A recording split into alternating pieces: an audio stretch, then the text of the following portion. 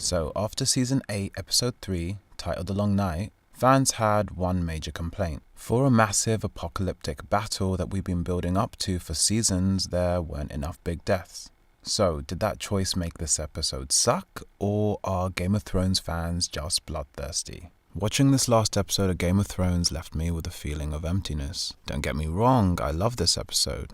As sheer spectacle, it was brilliant. The level of work that went into creating it, it's a massive achievement, and we won't see anything like it for a long time. It might have been imperfect, but I spent most of the episode rocking backwards and forwards like I'd been through some kind of trauma. So it must have been good, right? There's a part of me, a fanboy, who wants to love Game of Thrones and recognizes the amount of work that goes into the series, who wants nothing more than to say everything is awesome. And this was the best episode of TV ever. But on some level, I know I'm in denial. Once you take away the spectacle, once you take away the thrill of seeing dragons tear each other's throats out, or a World War Z style zombie pileup on the walls of Winterfell, once you realize that despite your expectations, most of our heroes will survive, I have to admit I was left with a sort of emptiness. And no, it's not because it was too dark for me to see what was going on, nor was it because Arya killed the Night King and not Jon Snow,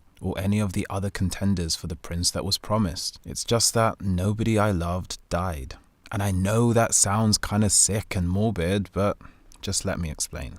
Game of Thrones first truly won me over when Ned Stark died. It was in that moment that I realized I was watching a show unlike any other. A show willing to break the rules, subvert expectations, and wrench my heart out. Even though I had read The Red Wedding before seeing The Red Wedding, I was still heartbroken. I was tense with anticipation, desperately hoping that the show would divert from the books and Robb and Catelyn would live happily ever after somehow. But I knew that that could never happen.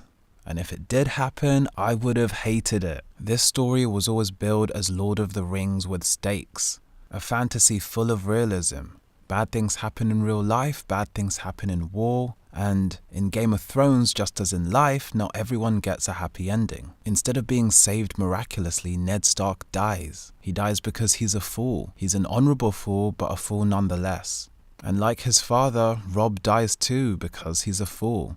He's an honorable fool, but like his father, makes foolish mistakes. He chooses love over duty and dies for it. There were consequences for his decisions.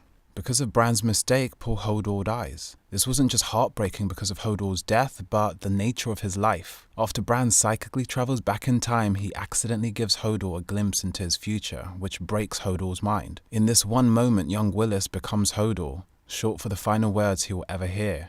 Hold the door. A moment which defines the rest of his life. Even talking about it years later breaks my heart. Do you remember how you felt after you saw that episode? I do. I was shook. I felt like young Hodor trying to process something too horrible to comprehend. As the closing credits rolled, I couldn't move, I couldn't think, I couldn't do anything. I was just filled with the horror of that moment. But since then, no one we love has died. Sure, Rickon died before the Battle of the Bastards, but let's be real, no one cared about Rickon and neither did the show. Benjen died, Thoros of Myr died, Ygritte died, Loras and Marjorie died, lots of people we care about have died, but recently, no one we love. Remember the expedition north of the wall? The hunt to catch a white and bring it south as evidence of the army of the dead?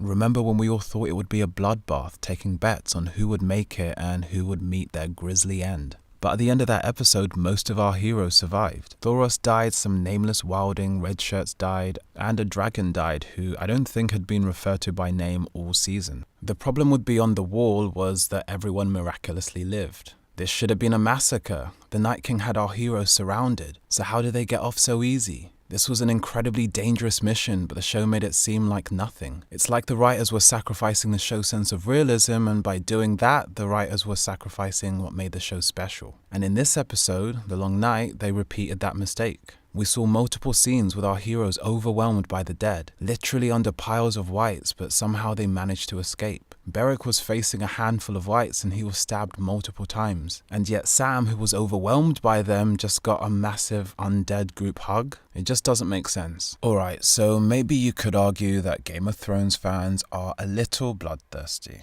And like Melisandre, we demand a blood sacrifice. Not of someone random, but instead someone we loved, because that's the only way it could hurt. And isn't that what we want from Game of Thrones? Don't we want to hurt? Don't we want to have our hearts pulled out of our chests like that scene in Indiana Jones? Don't we want to be shaken and devastated? On the one hand, you might argue that this is bloodthirstiness, a hunger for superficial sensationalism. But I would argue that the sacrifice and loss in Game of Thrones not only adds stakes and tension to the show, but also makes the show feel real. To quote the Buddha, or misquote him, all life is suffering. And that's what we want from drama, and definitely what we want from tragedy. We want to suffer. We want art to reflect life. And somehow we find humanity in that suffering, especially when the suffering is shared. We all huddle up together, commiserate, weep into each other's shoulders, connect as if we'd gone through some shared trauma, talking about it the next day at work or school. These traumatic deaths don't just shock us, they sort of bring us together. Somehow, with so few deaths, this battle doesn't seem real. It seems like a dream. Theon and Jorah's stories were largely over, and we expected them to go.